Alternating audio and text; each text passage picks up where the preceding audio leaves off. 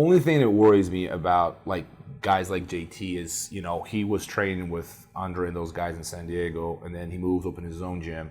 And I've walked that road. I'm telling you, like, oh, I'm going to train with my students. I got some good students here. It's not the same, you know. And I don't know. He's been teaching and training, you know, far away from the Atos home base in San Diego, where the best training partners are, for some time. And I think that does hurt you a little, because how often, the question I always ask myself, like, how often I got tapped when I was training Braza in its golden age in Sao Paulo. How often would I get tapped in 6 months, let's say, or a month or whatever? How often was I getting tapped when I moved to Las Vegas and opened my gym? Yeah. And then you're still in shape and everything, but like you're not being pushed, you know, the same way. So that thing, any guy who opens his gym pays that cost. You make more money, you know, now you got big bills to pay. I get that, but at the same time, your training does suffer a little bit. It's definitely harder because ever since I've been training, I've had a school. Yeah. So I've never had the luxury of not having a school to run. Same here.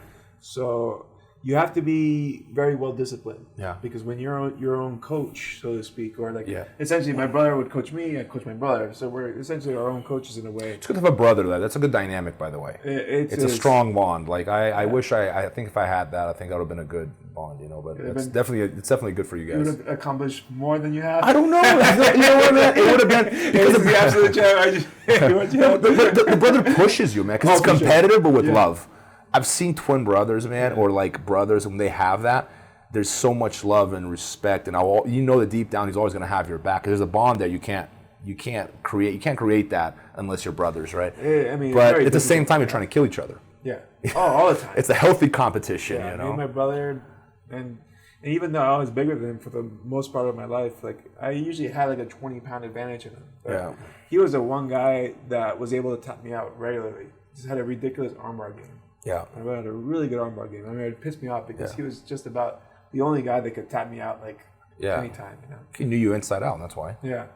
But no, so for sure having that brother dynamic is helpful. There's a lot of wrestlers that have wrestling brothers and whatnot that work out well in jiu-jitsu too, you know. So it's definitely cool to have. But yeah, if you're coaching yourself, you have to be a lot more disciplined. And you have to, and especially in a situation where you're starting up a new gym, like JT is, he might not have those higher level students yet that can really put him through his paces. So you have to be more creative with your training, and you have to put yourself already at a big disadvantage. So like shark bait rounds or like really bad positions right off the get-go.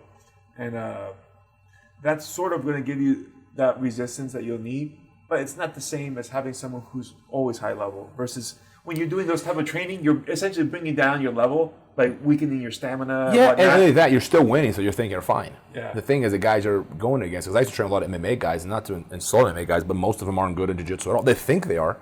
Yeah. You know, I'll scramble out of a triangle. Well, congratulations. That does not make you good at anything. Yeah. You know, but you're not being challenged in the same ways, right?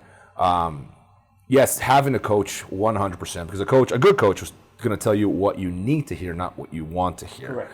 And having that guy really helps. A school and classes, in one way or another, man, there are a form of taking your energy, and they can be very stressful too.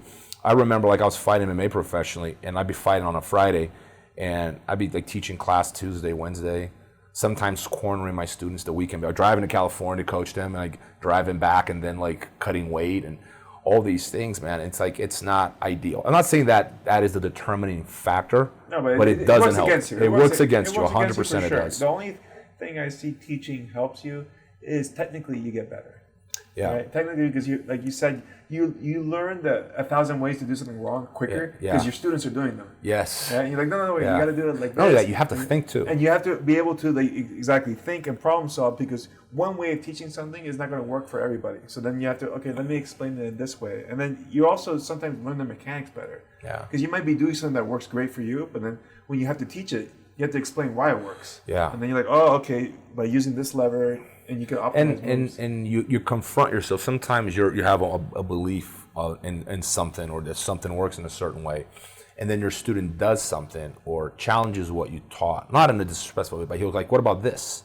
Right? And then you're forced to rethink your own presumptions. Yeah. So you go like, oh, there's a different way of doing this. And that's happened to me more times than I can count, where my students are teaching me without realizing it. Because no matter how much experience you have, we all have blind spots. I've been doing this exclusively my whole life. I got tons of blind spots. And sometimes like a blue belt will expose me, and going, what about this? I'm like, oh, wow, I never thought about that. And that happens. And that's... Oh, no, that happens. And you're grateful for those opportunities. Yeah, you're still learning as a coach. So the coaching is all these things. And I think JT does have this extra weight on his back because of that.